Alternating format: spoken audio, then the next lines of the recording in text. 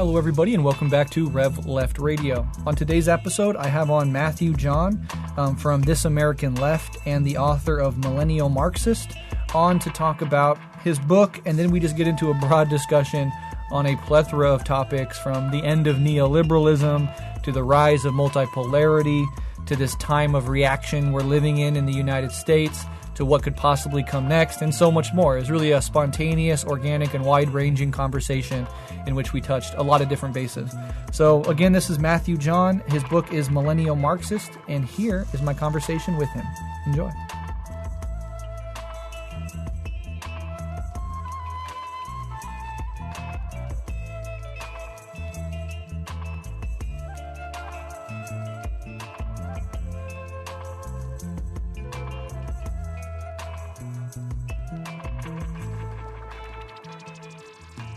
Hey, my name's Matthew. I go by Matthew John, John being my middle name.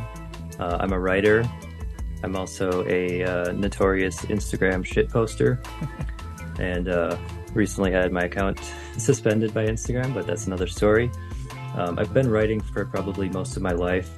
I couldn't really pinpoint when I started, but I've been writing poetry, short stories. I've kept journals for many years, and in 2017, I started writing political commentary, and this was shortly after Trump took office. And I continued. I was posting on medium.com, a blogging platform. So I was getting some traction, some attention, some good feedback. And I also was submitting my work to the Hampton Institute. Many of you might have heard of the Hampton Institute, a working class think tank. Yeah. So I basically kept writing political commentary, usually responding to current events. This is all kind of from a leftist perspective, but I got to say I was kind of a baby leftist starting out. Mm-hmm. And I kind of evolved politically over this time. This was about 4 years of writing.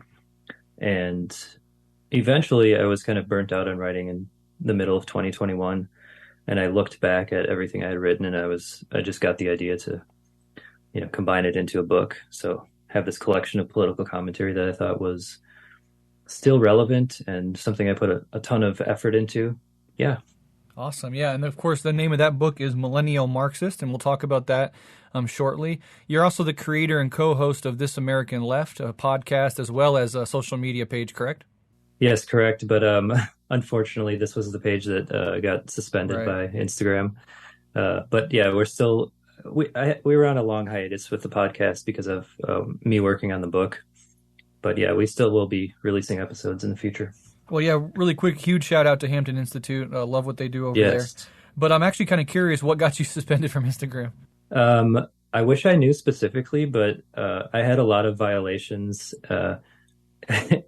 Ironically, many of the times it was just posting pictures of Ukrainian soldiers, and they just happened to have a Nazi armband every single time. Yeah.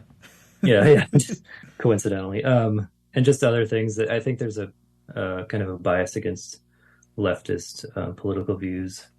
Absolutely. And there's been more information recently about the Department of Homeland Security kind of coordinating with these big tech companies to censor certain perspectives. So that could have been part of it. I'm not sure. Exactly. And that's the thing that people should be aware of, is just like straight up the government, intelligence agencies telling social media companies what to take down, what's misinformation. A lot of these people, like especially on a topic as complicated and nuanced as the Russia-Ukraine war, a lot of these moderators or people on these social media sites probably don't have the nuance to understand what is an acceptable position, what's a conspiracy theory, etc. So the intelligence agencies just tell them, like, this platform or this page or this post goes against our, what we're saying is the correct information. And so, of course, that's going to hit, left-wing accounts and figures just as much as the right. Funnily enough, our sister podcast, Guerrilla History, just got tagged with the label on Instagram of based in Russia. So our show, Guerrilla History, has it has a Instagram page. Now, I'm from the U.S., obviously. Our audio engineer for Guerrilla History is from the U.S. Adnan is from Canada, and my other co-host, Henry, currently lives in Russia. When we started the show, I think he was in Germany, or just leaving Germany, but he's born and raised in the United States.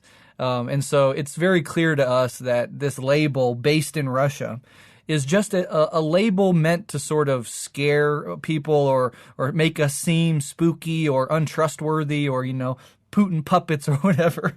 And it's absolutely wild that they did that, but that's what they do.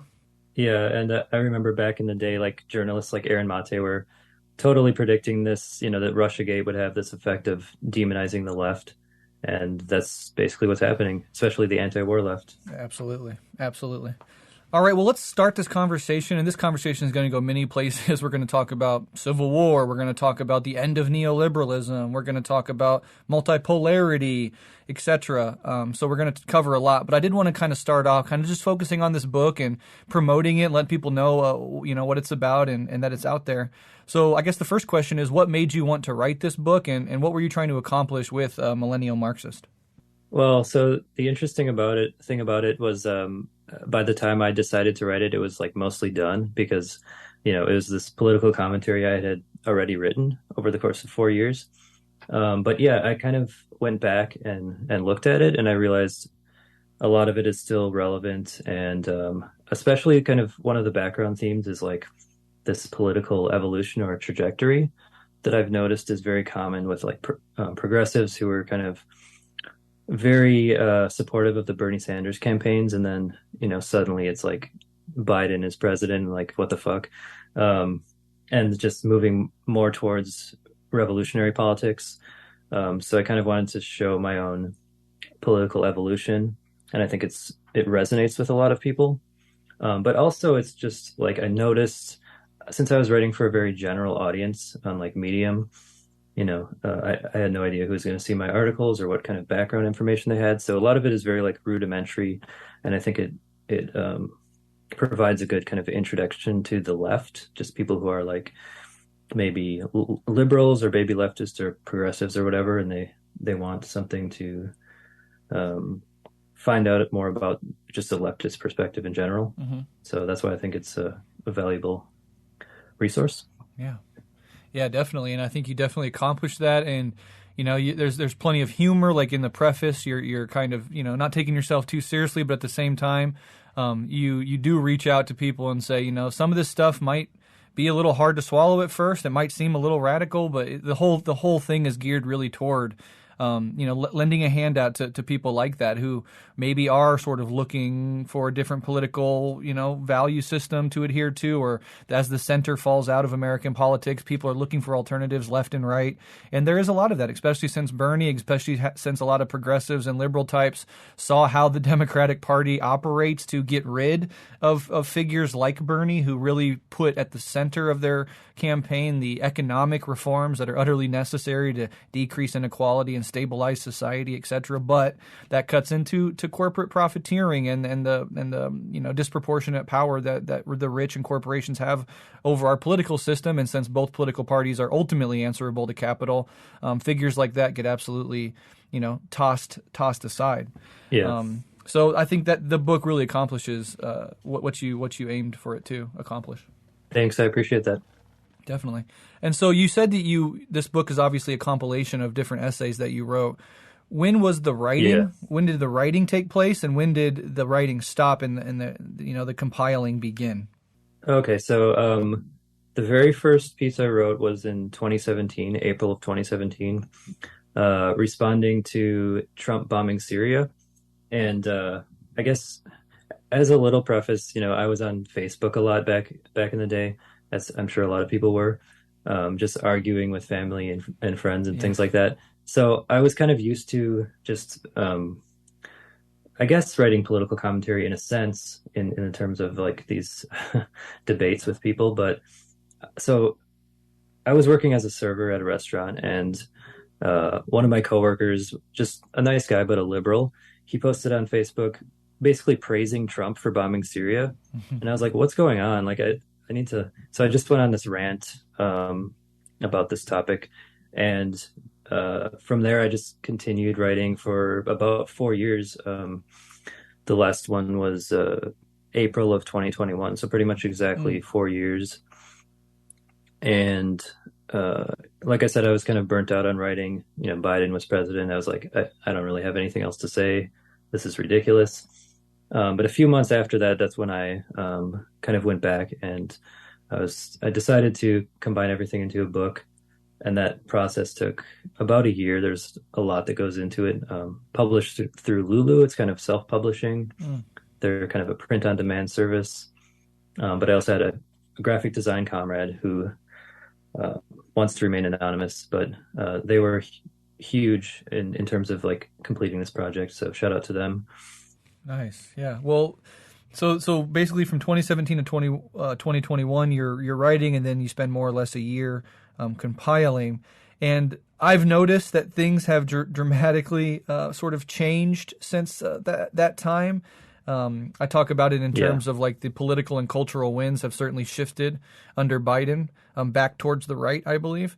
But how have things? Yeah. How do you think things have changed since you sort of wrote all these essays and put them all together? How have things changed, especially since you were writing in 2017 through 2020, 2021? Yeah, I think one of the things from a geopolitical standpoint is I was really thinking that the Cold War with China was going to escalate significantly, which it did, but there was a much greater focus on Russia, of course, with the Ukrainian proxy war.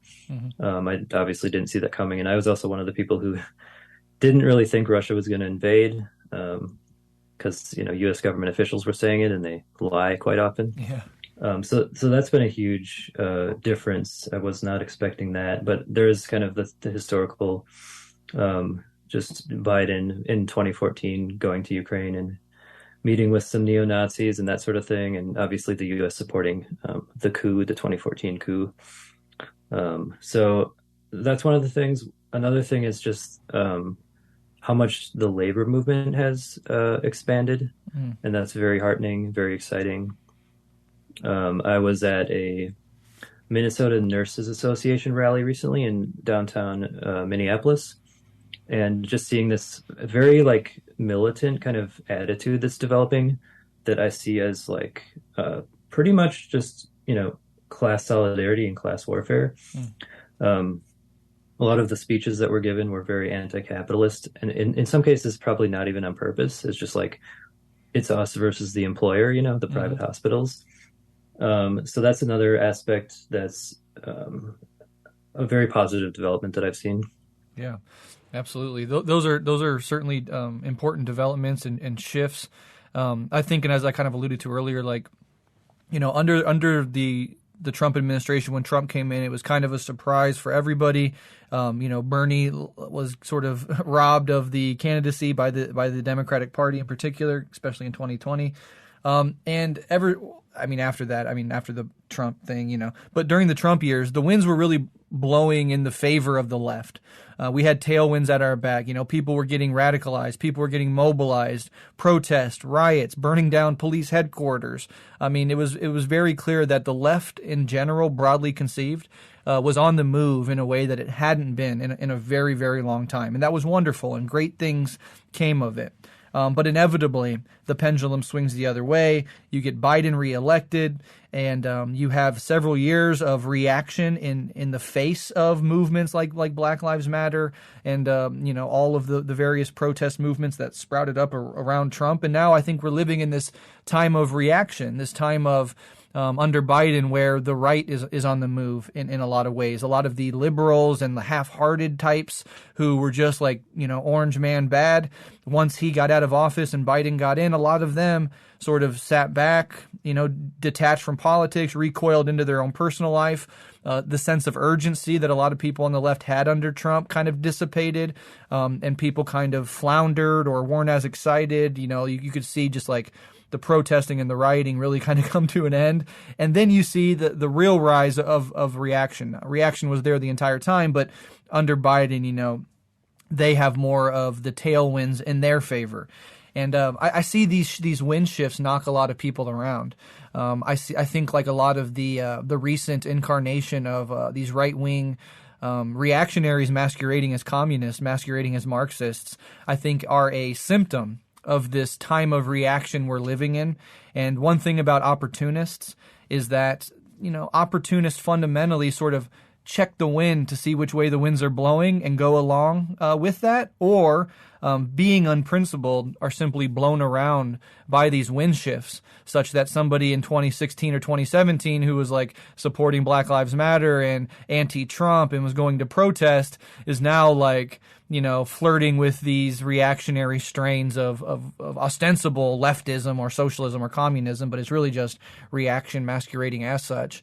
And so I just thought that was an important thing to point out and kind of highlight how opportunists get either cynically take advantage of wind shifts or kind of get blown around by it. And I think that's what's happening. And it's only a matter of time probably until the wind shifts in the opposite direction. And a lot of these MAGA communist types will either disappear completely into irrelevancy or drop the communist thing altogether and just become, a run-of-the-mill reactionary. But kind of what are your thoughts on any or all of that? So one thing I've noticed is like the question I have for MAGA communists is they're very supportive of China, and like how are you going to convince white 55-year-old conservatives that China is not our enemy? I just Exactly. and also like I feel like MAGA is kind of an Americanized form of kind of a fascist ideology, which is the most anti-communist you can get really. So I feel that it's so contradictory that it's just laughable. Unfortunately, it's a real movement though. Yeah. But like you said, hopefully it will die out soon. Absolutely. And I always say a lot of these people will just, once the winds shift again, they'll just become reactionaries, or in 5 years they'll just be voting Republicans or whatever. So keep an eye There's like on that. anti-Semitic rhetoric coming in, and it's just like ridiculous. Exactly. You're not bringing MAGA to the left. They're bringing you to the right. And like these people are just straight up at this point, and especially on the LGBTQ question, just straight up reactionaries, just straight up bigots. And they're acting like their bigotry is actually principled, true Marxism, and everybody else is a fraud. It's just laughable. Exactly. But yeah, kind of in the same vein of this time of reaction we're living in, and just this destabilized era that we're living in broadly, are this increase of political violence. Certainly, I think since the Trump election, things shifted, in at least during my life, to a great degree of political violence happening all over. Certainly, there's been periods all throughout American history where that's been the case, but born in the late 80s, growing up in the 90s and early 2000s, that sort of political violence just was not present in most of our lives as millennials. And it really came back on the scene in a big way in 2016. And now, even to this day, we're seeing more and more instances of, violence. And it's not taking the form of organized this state versus that state or this region versus that region like it has in the past, but it's taking the form of these sort of singular acts of extreme violence, sometimes mass shootings, sometimes targeted attacks. And it all kind of feeds into this broader question of where is America heading? Are we heading towards a civil war? This is something that people are constantly talking about as of late. So I'm just kind of wondering what your thoughts are on this political moment, on these sorts of attacks, on whether or not you think, there is the possibility of civil war. And if not, what form will this political violence, ultimately take? What will it take to calm down political violence and move into a new era where there, kind of like the 90s or early aughts, there wasn't that sort of political violence at the fore of political life. But even as I say that, of course, I'm thinking of the Oklahoma City bombing and the militia movements in the 90s. So it's never been without it, but it seems like it has increased as of late. So what are your thoughts on just political violence and the fear that people have of a coming second civil war? So I think that, in the sense that Trump was seen as an aberration when, from a leftist standpoint, he was more of like a pure expression of American values, white supremacy, bigotry, just the extension of colonialism and genocide that the country was founded on. But I think that also since neoliberalism kind of created Trump with these more precarious conditions that resulted, I think that the material conditions have a lot to do with the increase in right-wing political violence and right-wing terrorism. But it also is this, expression of like trying to save this notion of American exceptionalism. And it is kind of terrifying. And I did write a little bit about the need for, community defense. But, I do think the material conditions are a huge part of this. And if there was a way to, make the U.S. a socialist country, I'm pretty confident that this political violence would decrease. But it is also kind of this terrorist wing of the capitalist class that kind of reinforces the status quo. So yeah, it's really something to be aware of and to fight back against. Definitely. And I do think, like, and you're right about this, the ultimate solution, like if you're just, even if you're somebody like in the ruling class that really wants to stabilize the country, or for various reasons, like the way to do it would be this robust, it's almost like social democratic reformist movement that shores up the economic precarity of average working people, that brings back unions and what they do for working people, that decreases inequality through, heavy taxation on the rich and on corporations, and a reinvestment in education and healthcare and infrastructure, investing in the people such that the American people feel invested in the country. And when those things go away, when jobs are shipped overseas, when inequality skyrockets, when people's lives become more precarious, this sort of political violence is an inevitable sort of result. But even still, I think, especially in context of wondering about like the Civil War, is a lot of people, especially on the right, a lot of these people that, anti-maskers, that, stop the steal types, all these types, they do like to envision themselves as not only victims, but like rugged heroes fighting against tyranny. And so they like the aesthetics of carrying a gun to the state house and, wearing the skull mask and flying the American flag. But I think when push comes to shove, even with the economic precarity in American society, the people that make up this side of the debate, often very white, in the majority of religion and racial categories, they're often too comfortable.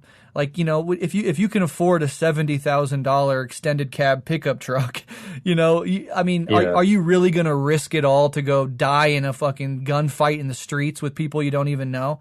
It feels like a lot of this is political posturing. A lot of this plays into certain narratives that right-wingers have about themselves, this certain mythological view they have of themselves, and this victim complex and this endless grievance machine. But I feel like ultimately when push comes to shove, a lot of these people would go inside their house and lock the door before they picked up a gun and started killing people in the streets. So that's kind of my take. I mean, what do you think about that? Yeah, and then this goes back to kind of people realizing the sort of petty bourgeois character of the January 6th riots. The people who, had enough money and time off of work to be able to come to the Capitol on a weekday or whatever. And yeah, it's just, I think this is why Mao said like reactionaries are paper tigers. I think they overwhelmingly are cowards, Absolutely. Whereas something like the Cuban Revolution, you have just a handful of guerrillas, sacrificing their lives for the proletariat, and it's just a huge contrast. Yeah, I was listening to a reporter on Vox today just because I melt my brain with stuff from across the political spectrum. Right. But he was talking about going to like one of these stop the steal things, whereas there's like this community, and the people that came out that were yelling at these like poll workers were all white people, and the poll workers just happened to be like all black people. And a lot of these people, these white people were, like when you interview them, they say, "I'm not racist at all." Nothing to do with race, but it's like you're in this context and you're a part of this ideology that is so clearly motivated by racial animus, and you're sitting here with a bunch of white people screaming in the faces of a bunch of black government workers. And then the journalist was, as he was talking to one of these guys, the guy got a call, and he said, "I have to cut this interview. I have to leave." And the reporter asked him, "Why? Why do you have to leave?" And he's like, "I just got a call that BLM is showing up, and I got to get out of here." And they're like, "Well, why do you have to get out of here? Like, what are you scared of?" He's like, "I don't want to lose my life. I don't want to die." And my God, and for me, that revealed the profound fear that is at the center of reaction. All reaction. I think this also, kind of gestures towards Mao's quote about being a paper tiger. They're not to say that there aren't reactionaries willing to kill and die, because there certainly are, and we see that all the time. Yeah. But for the most part, and in reaction in general, it is really motivated by this deep and often illogical and irrational sense of fear and fever dreamish paranoia. And it drives a lot of these people to it drives them crazy in a lot of ways, you know? Yeah.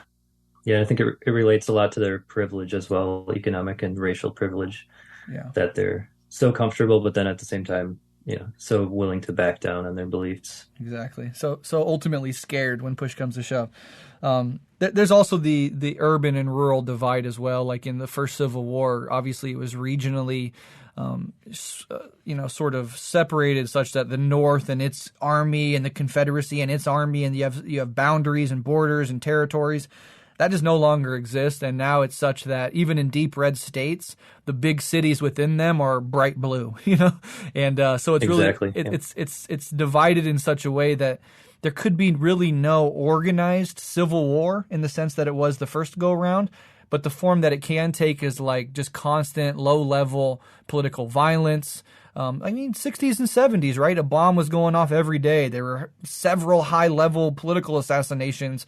We never burst into civil war, but that lasted for quite some time, probably a decade or more, of real political chaos and heightened political violence. And I think we're more likely going to live, and we are living through that sort of period than we are, 1860, 1865. Yeah, I agree with that, definitely. For sure. Well, let's go ahead and move into maybe we can talk about the international situation, particularly on, like some things that have happened recently. Lula got elected over Bolsonaro, an incredibly close race, like profoundly close, like 56 like 1 percentage point. Yeah, like 56 million versus like 57 or 58 million. And I really thought that was going to be the pretense that Bolsonaro was going to use to completely deny the election. But it doesn't seem like that's happening, which is interesting. But do you have any thoughts on any of that?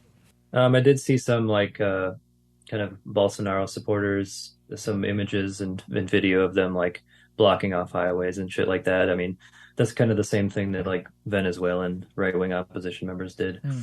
But yeah, I don't know. I don't think it'll go anywhere. I think it's a pretty solid victory. And it's very promising also because we're seeing sort of a renewed kind of pink tide or whatever in Latin America with other countries like Colombia and Honduras electing leftist or center left, whatever you want to call it, presidents. So there's at least this renewed diplomacy in the region that also extends to usually Russia and China, certainly to Cuba, certainly to Venezuela and Nicaragua. I think Gustavo Petro, the new president of Colombia, recently met with Nicolas Maduro of Venezuela, reestablishing kind of diplomacy and friendly relations. So yeah, this is a very promising development in terms of like multipolarity that I've noticed. Yeah, well, one of the things with regards to multipolarity is obviously this trade that's going on between China, Russia, Latin America, the global South in general being much more hesitant than the global North to jump on the anti-Russia, pro-Ukraine, let's drag this war out forever. This is a fight for democracy bullshit. They're not buying into it. They're not playing along with it. In Latin America in general, there's a renewed sense of like sort of pan-Latin American solidarity and a coming together of Latin American countries to sort of work together and cooperate. And the BRICS alignment, you have Brazil, you have Russia, you have India, China, and South Africa. That's a huge sort of development on the multipolarity front, because the multipolarity front is not just military alliances, it's economic alliances. And that is absolutely happening right now. And all of this seems to suggest, both internationally and domestically, that the period that we've been living in, that we've been calling neoliberalism from roughly the late 70s, early 80s till today, is coming to an end, both domestically and internationally. And I'm just wondering what your thoughts are on the possibility of the end of neoliberalism, and I don't know what could possibly come next, especially in a context in which, let's just say, multipolarity really does blossom, and adds a layer of complexity to the scenario as well. Like, do you agree that the neoliberal era is coming to an end? And if you do, what do you think, or what can you possibly see that might come next? Yeah, I think that the U.S. as being kind of the leading power or the only power kind of promoting neoliberalism around the world, usually at the barrel of a gun. I think the U.S. has had a lot of foreign policy failures, And even just kind of the tide turning internationally in terms of like the recent UN vote condemning the blockade of Cuba. This is something that, is usually just a ridiculous vote that has like 185 countries in favor of ending the blockade, and like the U.S. and Israel opposed. So I think the U.S. is showing more and more that it's a rogue state, and failures like trying to overthrow the Venezuelan government in recent years, that failed. The Syrian proxy war, I think, failed, but ultimately still did tons of damage. But Lula was actually one of the main founders of the BRICS system. So this is very promising that Brazil is going to be back in this. Bolsonaro was not really a fan. Mm-hmm. Bolsonaro was actually under for this UN vote. Brazil actually abstained from the vote on the blockade of Cuba, which is interesting. Mm-hmm. But yeah, this is a renewed kind of economic diplomacy between all of these countries that have been targeted by U.S. imperialism over the years. So it is very promising, and just like economic relations and trade between these countries, I think is really a step in the right direction. And China being maybe one of the arbiters, and just somewhat neutral because they have a very diplomatic foreign policy that's just really trying to have relations with any country possible. Mm-hmm. But they're kind of in this position now where they're being cut off from the U.S. So it's almost like an involuntary kind of alliance that's building up just out of necessity with Syria, Iran, Russia, China, all of these Latin American countries, Cuba all coming together to ultimately fight against neoliberalism and some of these shock therapy programs that are usually imposed by the IMF and World Bank and things like that. So yeah, it's very exciting. Yeah, and the American hegemony that sort of holds global neoliberalism together is hopefully, and I believe honestly, coming to an end. And yeah, you're right on that vote about the ending of the Cuba blockade. I mean, just every year, just this grotesque display of the United States and Israel versus the world. But in this last instance, Brazil under Bolsonaro abstained, and interestingly, so did Ukraine. Yes, exactly. Why would Ukraine abstain? Well, it's very obvious. They're not a puppet at all, yeah. Exactly. And that's the sad thing because, when we talk like this, and I try to go out of my way to I don't want to rob Ukrainians of any agency. And I do think that if you're invaded, no matter for what reason, you have a right to defend your family and your community. But we just cannot deny that the entire Ukrainian government and this entire scenario is the U.S. standing behind Ukraine, kind of shoving them towards Russia, not compromising, refusing to negotiate, and really creating a proxy war for the U.S.'s benefit because the U.S. wants to grind down Russia. And instead of having to fight them themselves, they can completely dump arms and funds indefinitely into Ukraine, sacrifice countless Ukrainian lives, and continue the bloodshed, which is great for the military industrial complex and its profiteering. It's great for U.S. empire's geopolitical aims, at least it thinks it's great, which is to wear down Russia. But, I mean, all this stuff is happening at the same time when people all over the world, even in these European and American societies, are less and less on board with this. Europe is going to be punished severely this summer or this winter because of its attempts to sanction and step back from economic engagement with Russia. And it's seeming increasingly, at least on the economic front, if not the military front, that Russia kind of thought several steps ahead and has been able to some extent, these are brutal sanctions, but to some extent continue to weather the storm and have at least enough internal political legitimacy and support to not have a real crisis domestically on their hands. So I don't think it's playing out the way that America hopes it was going to play out. And I feel like America really wants to drag this thing out in a way that really a lot of other countries and certainly the populations within those countries either are completely disinterested in or actively antagonistic toward. And it's sort of this sort of, it's not even an irony if you're on the left, this is how it works, but it's the liberals and the Democrats that are the most bloodthirsty here, that are the most, hawkish on continuing the bloodshed, drawing out the conflict, continue to dump weapons and arms into Russia. And even the Squad, this little progressive cadre of ostensible lefties, wrote this most mild motherfucking letter ever imaginable. like maybe we should talk to them sometime, guys. And was just humiliated and shut down and had to retract it by the Democratic Party itself. So, I mean, I grew up during, after 9/11 and the Iraq war, and of course both parties were fully on board, but it was really the conservative right that was just like getting in everybody's face, escalating all the time, saying, if you're not with us, you're against us. Everybody who doesn't support this war is a traitor, etc. And now it's just like so interesting how the roles have flipped, and it's the Democrats and the Democratic Party leadership that just wants more blood, you know? Yeah, and I think this is another outcome of the Russiagate conspiracy theory that had, melted the brains of liberals starting in 2016. People watching too much Rachel Maddow. But yeah, this is a tangible effect of this, U.S. imperialist propaganda on people just being kind of foaming at the mouth and saying like we need, in some cases, like promoting nuclear war, which is horrifying. Yeah. Having op-eds in the New York Times saying, the U.S. can win a nuclear war. So yeah, I mean, it's terrifying, but it's also kind of understandable given the kind of status quo and just the push for war kind of on a bipartisan basis. Yeah. And it's kind of funny because the two big, enemies, the two villains in the American mind are Russia and China.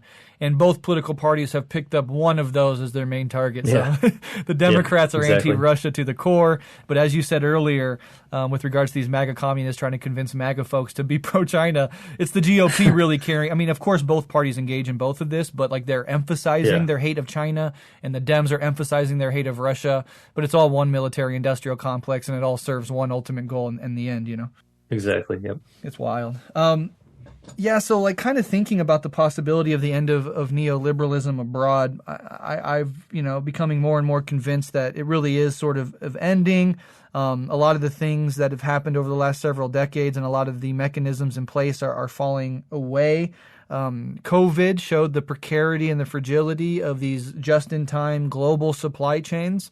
And I think what we're going to see over the next several years from many countries, especially in light of climate change and increasing climate disasters, is a sort of a recoiling back, maybe not wholly into the nation state in isolationism, but to like regional supply chains instead of global supply chains. The reshoring of manufacturing. So this Taiwan issue has promoted the reshoring of microchip, factories here in the U.S.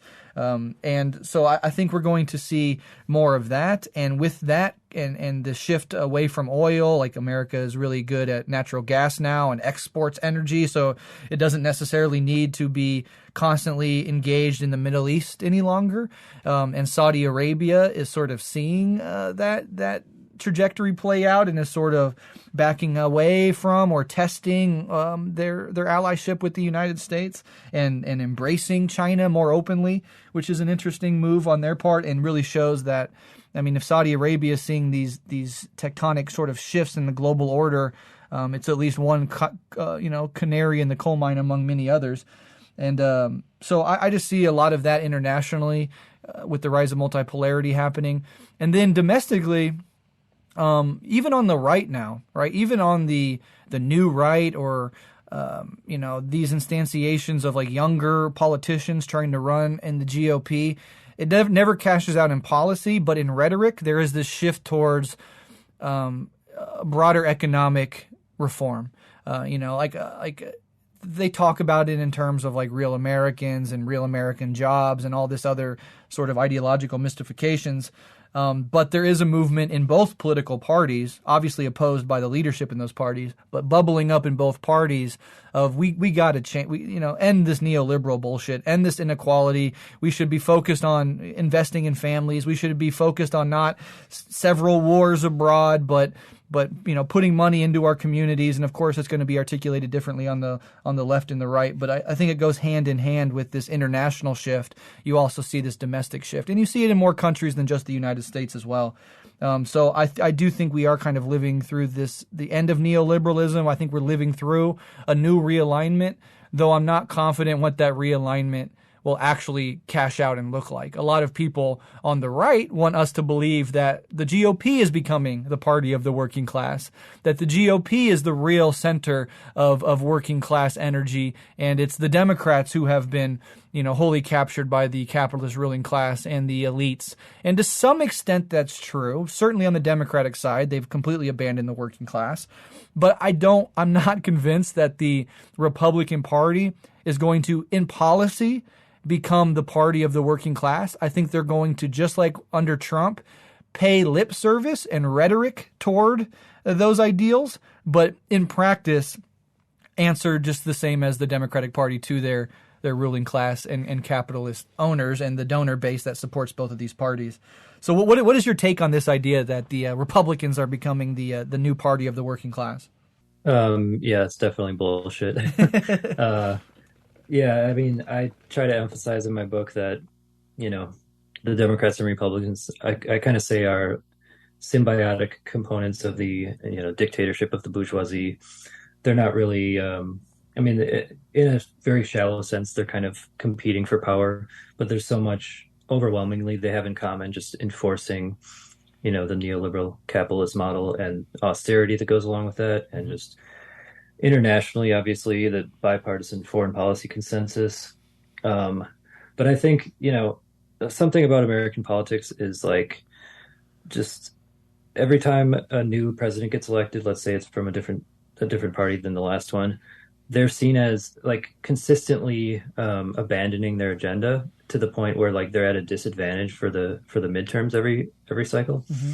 So, I mean, I don't know how many times this is going to have to happen for people to like realize that the politicians from both parties are just lying about their agenda to get elected. But yeah, it's, I don't know, the tax cuts for the wealthy and all the things that Republicans do more. I just don't see, people. I mean, I guess they could be duped again like they were under with the Trump election, but I just see more and more people becoming a little bit more radicalized, especially young folks. There's all these statistics of millennials and Generation Z kind of supporting socialism over capitalism. And, I think that's just going to continue into the future. Yeah. And why wouldn't it? I mean, like I always say, like millennials and Gen Z have had our face shoved in the shit of this failing political and economic model our entire lives. Exactly. So why would you expect there to be continued support? And that's why I'm saying, like, from the perspective of the ruling class, seeing young people moving hard to the left, seeing the political right getting more extreme, more conspiratorial, more violent. Of course, capital's short-term interests are always going to prevail, but it's just from an objective point of view, a long-term strategy, if you want to stay atop this hierarchy and you want to refortify legitimacy in the United States, you would have to move aggressively in this economic reform direction. Whatever party does it, I think would be incredibly, popular. I think average Americans would embrace that and support that, and it would re-legitimize for a whole new generation at least the American state for most people. Of course, people like us would have plenty of critiques and continue to be out there, but they can make us more fringe if they actually solidify the economic base of society and spread out the wealth and reinvest in communities and peoples. You could really tamp down the anger, the legitimate anger on both sides of the equation and sort of re-legitimize the nation state. But of course, in order to do that, you have to buck off the donor classes of one of the parties at least, if not both, and you have to take on the capitalists who are short-term oriented. Quarter by quarter, we need to grow our profits, and huge changes in that are not going to be met well by the rulers of this society. So it remains to be seen how exactly this whole thing is going to play out. There is something, though, kind of shifting or touching back on Ukraine that I wanted to talk about really quick. And we talked about this before we started recording. But is this Washington Post article that came out. And I first read the headline and I was like, what? Oh, interesting. And then I read the details and I was like, you almost got me. But of course, people like you and I that are critical of this war, we're critical of it in the sense that we want to end the bloodshed. We don't want Russian working class people or Ukrainian working class people dying. We don't want European working class people shivering in this winter. We don't want American working class people to send billions and billions of our tax dollars to fund and arm Nazis in Ukraine. So the working class of all these societies are hurting. And I think from a class perspective, you should aim for the end of this war, which means negotiating a compromise. No side gets everything they want, but every side gets a little of what they want, and we come to an agreed peace. Now, this is called Putin propaganda and, misinformation by the centrist liberal elite media, but it's just a rational and logical point of view if you want to end the bloodshed. So this Washington Post headline is, U.S. privately asks Ukraine to show Russia that it's open to negotiate. Okay, well, this seems like a change in American policy, who has absolutely refused any compromise, any negotiation efforts in favor of war. So this seems odd, right? So, of course, I'm going to read these details. And let me read this detail really quick for everybody out there. The Biden administration is privately encouraging Ukraine's leaders to signal an openness to negotiate with Russia and drop their public refusal to engage in peace talks unless President Putin is removed from power. But, and this goes on to say, the request by American officials is not aimed at pushing Ukraine to the negotiating table. Rather, they called it a calculated attempt to ensure the government in Kiev maintains the support of other nations facing constituencies wary of fueling a war for many years to come. So this entire headline about the U.S. is nudging Ukraine to say, hey, we're open to negotiate. And then you read down a little bit and it's like, oh, not to actually go to the negotiating table, but simply to do a PR move to convince constituencies in other countries, Europe and America, who are bristling under this continued war and the sacrifices they have to pay for it. It's a PR scam, basically. Don't actually negotiate. Just give the appearance of being willing to negotiate so that we can go back to our people and say, we got to send them $10 billion more. I mean, look at Ukraine is trying to negotiate and the Russians won't let them, right? So, absolutely right. Grotesque. Yeah. Any thoughts? Well, yeah, because I don't remember all the details on this, but there was a time, sometime after the invasion, February 24th, where Zelensky did want to negotiate with Russia, and the U.S. basically killed that negotiation process. So, I mean, from the beginning, even since 2014, I don't think there's any indication that the U.S. was ever interested in keeping Ukraine neutral, which is kind of what a lot of Ukrainians wanted, especially, I don't know, it is kind of divided between East and West, but having a neutral, Viktor Yanukovych, the president that was overthrown in 2014, he was seen as someone who was negotiating between East and West, between kind of Russia and Europe. And that's definitely not something the US or NATO wants. So they want to capture Ukraine as another NATO state, to further US hegemony. But yeah, it's getting out of control at this point, with the US just finally acknowledging just how unpopular the war is, but still not doing anything different. And yeah, just the PR stuff as usual. Nothing will fundamentally change, as Biden said. So exactly. I feel like the U.S. end goal here is just to destroy Russia. They want to see Russia disintegrate, balkanize, dissolve. Yeah. And the meantime, if it takes years and years of conflict, well, that's not a problem either, because that's just going to be more profits for the military-industrial complex to make more weapons, to funnel more, to sell more weapons abroad to Ukrainians. And so, the short term is like nothing to lose, and long term, it's like, yeah, we just want to see Russia destroyed, period. And there's no sense in which that's not true. And a lot of these liberals that would hear something like that is like, no, certainly America doesn't want the end of Russia. We're not trying to destroy Russia. We're just trying to say, you can't act like this on the international stage. There's consequences for belligerent behavior. But I think that is woefully naive. And the idea, even in this article, that the U.S. wants to drag this conflict out for quote unquote years to come is very telling. They're not interested in peace. They're not interested in ending the bloodshed. They're not interested in stabilizing the region. They are interested in destabilizing the region, fucking up Russia as much as they possibly can. If that results in a total collapse, that's great. That's ideal. If it results just in a slog of several years where Russia is occupied in Ukraine, that's good too. And so it's truly sick, and I think more and more countries around the world are catching on to this bullshit. And I don't know how long America is going to be able to keep Europe in this game. when you start Right. seeing bread riots in fucking Paris and Berlin, you know?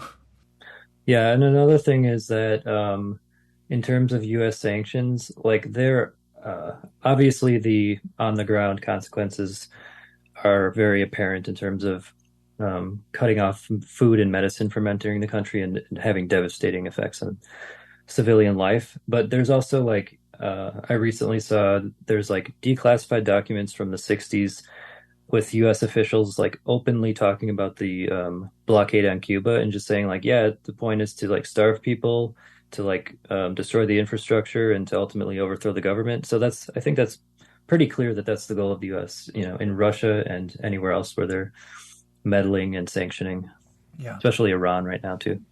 Yeah, exactly right. And that is just using human beings as fodder. That is that is evil to the core. It is using human beings as a means to your geopolitical and economic ends, and there's no way you could justify that in any context. Although liberals will never stop trying, apparently. Yeah. Well, let me ask you this as we get kind of close to the end of this discussion.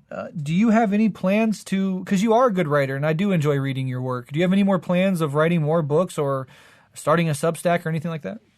Yeah, I have a tentative plan to write a book about debunking anti-communist myths. Hmm. So, yeah, this is kind of like because, you know, becoming a Marxist, I kind of one of the main kind of mind-blowing aspects was like learning about all of the fabrications that have been used against socialist and communist movements. You know, there's like John Stockwell, former CIA agent, kind of revealing all of the literally fake news stories that the CIA would write and circulate around the world about, uh, you know, atrocities in Cuba and things like that. Mm-hmm. So I kind of, and there's all these good resources online of like, oh, here's, you know, the Tiananmen Square massacre and all these um, different examples of anti-communist propaganda. And I kind of wanted to sort of like synthesize all of those into one concise source. But yeah, that's one of my ideas. I might write a novel. I don't know. I just have kind of a lot of ideas floating Nice. around. So yeah, we'll Well, see what happens. yeah, definitely keep writing. And if you go in that direction of like debunking anti-communist myths, I think that's very useful. Some of our best, most downloaded and most revered episodes are like this, defending socialism, debunking anti-communist episodes where we take on like Yeah. the Black Book of Communism or whatever. And people really relate to that because we're force fed it since birth. Yeah. I love the Stalin episode, by the way. Oh, thank you. Thank you. Still our most controversial and most downloaded. I think we have 100,000 downloads on just that Oh episode. my God. Which is by I've far our shared most. that. I've shared that. Yeah. I've shared it with so many people. So Well, yeah, if you do ever write about debunking communist myths, and if you do anything that like takes essays instead of a full coherent book, kind of like you did here, I would love to maybe write an essay or something and be a part of that. Definitely help you promote it. okay. Yeah. Excellent. That sounds good. And I always say for, any baby lefties out there that might be listening, the book that I read many, many years ago that finally allowed me to call myself a Marxist because I too had to overcome my liberalism and my anti-communism was a book by Terry Eagleton called Why Marx Was Right.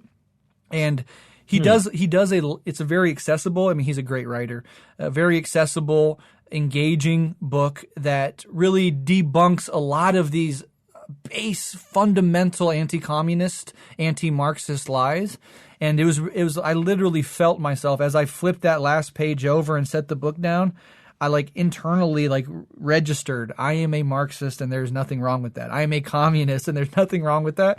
And that was just, that was the book that I picked at that time that hit me just right. It might not resonate for everybody, but especially if you're kind of on the left, you might call yourself a socialist, but might be hesitant to call yourself a communist or a Marxist. Why Marx Was Right by Terry Eagleton is a good one. Is there any books that you read that were crucial to your political development? Yeah. I think the number one book was Black Shirts and Reds by Michael Parenti. Nice, classic. Yeah. And then I was reading a few books kind of because, there's all the anti-communist stereotypes about the USSR. So I read Walter Rodney's book on the Russian Revolution. I thought that was really good. There's also Red Star Over the Third World by Vijay Prashad. Oh yeah, that talks about kind of the influence of the the Bolshevik Revolution. There was this random book. It seems really obscure. It's called What is Marxism All About? And I think that one helped me a lot. I found a PDF of that book. And then just, there's like State and Revolution by Lenin, obviously a Oh yeah. classic. I was browsing around a lot on Marxist.org and just reading shorter pieces by Marx, Engels, Mao, even Stalin. So it's just a lot of stuff and just like talking to people, learning things from comrades and things like that. But it was a very gradual process over the course of, I mean, at least 4 years probably. Like, Excellent. so yeah. Yeah, similar as well. I mean, these things do take time, and there's so much to learn and explore, and so much liberalism to examine and uproot. It's a time thing, and it's one of those reasons that I am particularly like I just scoff at these reactionaries who are committed anti-Marxist and anti-communist, but don't know shit about it. Like Yeah. Jordan Peterson's the obvious example where he was going to debate Zizek, and to learn about Marxism, he just flitted through the Skimmed the- Communist Manifesto. Yeah, on the way there. Yeah, in the back of the car and got his ass kicked. Yeah, exactly. It's ridiculous. Yeah, it's And like quoting the Black Book of Communism and stuff like that. Or like literally it's just, fascist lies. Yeah, yeah. it's fascinating. The bar for anti-communism is so fucking low. It's below the Yeah. ground. Yeah, exactly. It's fun debunking it, and it's kind of empowering learning about the true history of socialism and stuff. So It's super empowering, and the thing I always think when I do this debunking is it's good in its own right, but it's like, we are. If you're a communist, if you're a Marxist, if you're a socialist, you are a part of this truly beautiful, if imperfect, if messy, tradition. And we've been Yes. completely robbed of that. We've been told it was just this horrific nightmare after nightmare after nightmare. And once you start getting into it, once you start debunking that shit, you start to clear the way to be able to really look at that tradition in all of its dimensions. We're not romanticizing it. There's plenty of aspects that are wrong, as is true for any political formation or tradition. But that is really this truly beautiful tradition full of amazing, courageous freedom fighters that goes back centuries. And once you can kind of clear the way of debunking some of these main anti-communist talking points and orient yourself to that tradition, it's beautiful. And especially if you're on the left, I mean, in American society, we're so atomized. There's almost no cultural tradition that we can embrace except the American patriotism one, the little fairy tale version of American history that conservatives want to teach our kids and that we were often taught in high school. If you don't like that, if you are opposed to that, as I am, there can be a sense in which you're kind of driftless. Like you're like, okay, I've completely unmoored from this romantic fantasy about American society. I have no patriotism or love of the nation state or the red, white, and blue in me whatsoever. It kind of sucks. I wish there was a tradition I could have. I wish there was something I could fight for. And of course, the socialist, Marxist, even anarchist, the broadly conceived communist tradition is full of treasures and jewels that you can embrace. And I really like seeing Yeah. other people go through that process, Yeah, definitely. And even within the US, there's, the Black Panther Party, and there's the militant labor movement of the 1920s and 30s. So there are, movements that we can relate to just within the US as well as internationally. Exactly. The people that fought against the U.S. empire, specifically indigenous and black people, have a Yes. storied and beautiful tradition, on this continent of fighting back. And that's what I identify with. That's what I support. That's the tradition that I glorify, and there's Yeah, a lot for of beauty sure. in that. Yeah. All right. Well, my friend, I loved the book. It's called Millennial Marxist. It's a really great account of crucial years in American history. Like, we're just living on the other side of it. But I think as time goes on and things settle down or work themselves out or shift and change, we'll look back in 10, 20, 30, 50 years and we'll see this period of time that we're living through right now as really crucial, one way or the other, whether we're in an eco dystopia in 50 years or this radical movement has happened globally and we're in a whole new era of socialism or anything in between. We're going to look back and see this period of time as particularly crucial. And your book, Millennial Marxist, covers that in a really unique and interesting and creative way. So appreciate the book. Is there anything else that you would like to plug or anything else you want to point to before we wrap up? I guess I could just say kind of like where to find me on social media. Yeah. And I have a link tree in my bio for both of my social media pages that goes to like different ways to buy the book.